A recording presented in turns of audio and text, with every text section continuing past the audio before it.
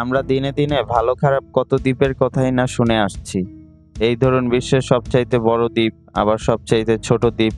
কিন্তু আপনি কি এমনই এক দ্বীপকে ঘিরে পৃথিবীর ইতিহাসের অন্যতম হৃদয় বিদারক ঘটনার কথা জানেন? পৃথিবীর ইতিহাসে অন্যতম হৃদয় বিদারক ঘটনায় ঘেরা দ্বীপ ট্রেমলিন আইল্যান্ড।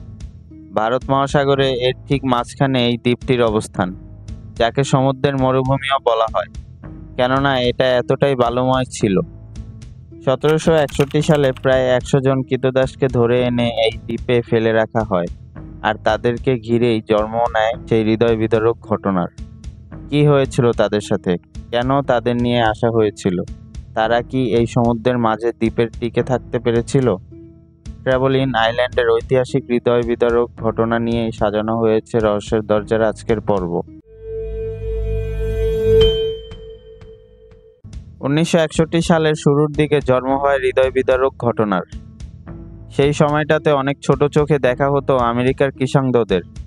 বলা চলে তাদেরকে কোনো মানুষ হিসেবেই গণ্য করা হতো না, আর সেজন্যই সাদা চামড়ার মানুষেরা তাদেরকে দাস হিসেবে বিক্রি করে দিত। অবশ্য ফ্রান্সের তখন দাস কেনাবেচা নিষিদ্ধ ছিল। সেই সময় 32 জন সদস্যের ফ্রান্সের এক জাহাজ মাদাগাস্কার থেকে যাচ্ছিল মরিশাস দ্বীপে। তখন এই দুটো ডিপি ফ্রেন্ড কলোনির অধীনে ছিল।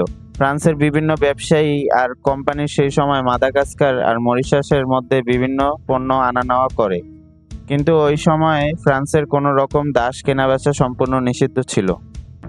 এত নিষেধাজ্ঞার পরেও অনেক ফ্রেঞ্চ আদম ব্যবসায়ীরা সমুদ্রের পথে লুকিয়ে দাস কেনাবেচা করত। ঠিক এ কারণেই ওই জাহাজের সাধারণ জনগণের পাশাপাশি 160 জন ক্রীতদাসকে লুকিয়ে নিয়ে যাওয়া হচ্ছিল। তবে সেই সমুদ্রের পথের মাঝে ছিল ছোট্ট একটা দ্বীপ, ট্রেমলিন আইল্যান্ড। হঠাৎ করে সেই জাহাজের ক্যাপ্টেন আর যাত্রীদের মধ্যে রাস্তা ভুল হওয়া নিয়ে ঝগড়া বেঁধে যায়। এগুলো দেখে ক্যাপ্টেন অন্যমনস্ক হয়ে যায়, আর সেই সাথে সমুদ্রের উথাল ঢেউ পরিস্থিতি আরও বিগড়ে দেয়। হঠাৎ সে জাহাজটা ট্রেমলিন দ্বীপের পাশে এসে সজোরে আঘাত করে। ডুবতে শুরু করে জাহাজটি। বেশিরভাগ যাত্রী আর কিছু ক্রীতদাস বের হয়ে আসতে পারলেও অনেকে সেই জাহাজের সাথে ডুবে মারা যায়, আর বাকিরা ট্রেমলিন দ্বীপে আশ্রয় নেয়। এদের মধ্যে 80 জন ক্রীতদাস, সাধারণ সব যাত্রী আর জাহাজের ক্যাপ্টেনও ছিল। লোকজনের মধ্যে তীব্র উত্তেজনা ছড়াতে শুরু করে। এটা সমাধানের জন্য ওয়ার্নি নামক এক ব্যক্তি ক্যাপ্টেনকে সাহায্য করেছিল। আস্তে আস্তে লোকজনের অবস্থা আরও বেশি খারাপ হতে শুরু করে।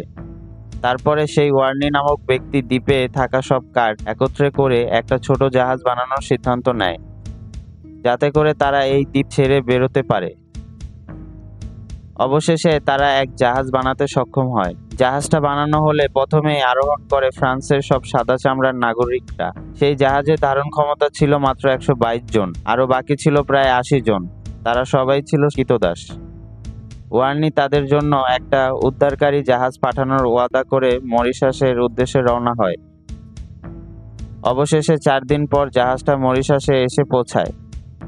এসেই ওয়ার্নি আর জাহাজের ক্যাপ্টেন গভর্নর এর সাথে দেখা করে তারা স্থানীয় গভর্নরকে ট্রেমলিন দ্বীপের সেই করুণ অবস্থার কথা জানায়, আর তাকে বলে একটা উদ্ধারকারী জাহাজ পাঠাতে। কিন্তু গভর্নর তাতে অস্বীকৃতি জানায়, কারণ ক্যাপ্টেন আর ওয়ার্নি আইনের বিরোধিতা করে ক্রীতদাস এনেছিল। বারবার অনুরোধ করার পরেও তারা কোনো রকম জাহাজ পাঠায় না। অবশেষে সরকার সিদ্ধান্ত নেয় ট্রেমলিন দ্বীপের আটকে পড়া মানুষের উদ্ধার করার জন্য তারা একটা জাহাজ পাঠাবে। 1775 সালে সেই ট্রেমলিন দ্বীপে দুটো জাহাজ পাঠানো হয়। সেই জাহাজের একটা ছিল আটকে থাকা মানুষদের উদ্ধার করার জন্য, আর আরেকটা পাঠানো হয় তারা কেমন আছে সেটা দেখার জন্য। কিন্তু সেই সময় সমুদ্রের অবস্থা অনেক উথাল থাকার কারণে সেই জাহাজে করে আটকে থাকা লোকদের আর উদ্ধার করা সম্ভব হয়ে ওঠে না। এরপর 1976 সালে ট্রেমলিন নামক এক ব্যক্তি তার নিজের জাহাজ নিয়ে দ্বীপে পৌঁছে যায়, আর নিজ উদ্যোগেই সেখানে আটকে পড়া লোকদের উদ্ধার কাজ শুরু করে। পরবর্তীতে সেই লোকের নামে এই দ্বীপের নামকরণ করা হয় ট্রেমলিন। দুর্ভাগ্যজনকভাবে এত বছর পরে তিনি যখন সেখানে এসে পৌঁছান, তখন সেখানকার 80 জন মানুষের মধ্যে মাত্র 8 জনই বেঁচে ছিল, আর 8 জন মানুষের মধ্যে 7 জন ছিল মহিলা আর একটা 8 বছরের বাচ্চা। ট্রেমলিন সহ তার দলের সবাই এটা ভেবে অবাক হচ্ছিল যে এই 8 জন কিভাবে 15 বছর ধরে এই নির্জন দ্বীপে একা বেঁচে ছিল। যারা বেঁচে ছিল তারা জানায় 15 বছর ধরে তারা বেঁচে থাকতে পেরেছিল কেবলমাত্র একটা আগুনের জন্য, যা সে সময় জাহাজ দুর্ঘটনায় জাহাজের নাবিক জ্বালিয়েছিল। অবিশ্বাস্যভাবে 15 বছর ধরে তারা একটানা একটা আগুন জ্বালিয়ে রেখেছিল। ঝড় বৃষ্টি যাই হোক না কেন, কোনোভাবেই সেই দ্বীপে তারা কখনোই সেই আগুনটাকে নিভতে দেয়নি। কারণ দ্বীপে কোনো গাছপালা না থাকার কারণে সমুদ্র থেকে মাছ ধরে খাওয়া ছাড়া কোনো উপায় ছিল না তাদের। আর এই আগুন তাদেরকে এত বছর ধরে লড়াই করে টিকে থাকার সাহস জুগিয়েছিল। তাদের ধারণা ছিল আর কখনো হয়তো কেউ তাদের উদ্ধার করতে আসবে না। তারা যে ওই দ্বীপ থেকে বের হবার চেষ্টা করেনি তা কিন্তু নয়। তাদের মধ্যে থাকা কয়েকজন মিলে জাহাজের কিছু পরিত্যক্ত কাঠ একত্র করে একটা ছোট্ট নৌকা তৈরি করেছিল। এরপর সেই নৌকাতে করে 18 জনের একটা দল দ্বীপ থেকে বের হয়ে সমুদ্রের দিকে যাত্রা শুরু করে। কিন্তু সেই 18 জন আর কখনোই সেই দ্বীপে ফিরে আসেনি। তাদের সাথে হয়তো আরো বেশি ভয়াবহ কিছু ঘটেছিল। কেউ কেউ বলে তারা হয়তো সমুদ্রের মাঝে ঝড়ের কবলে পড়ে নিজের প্রাণ হারিয়েছিল।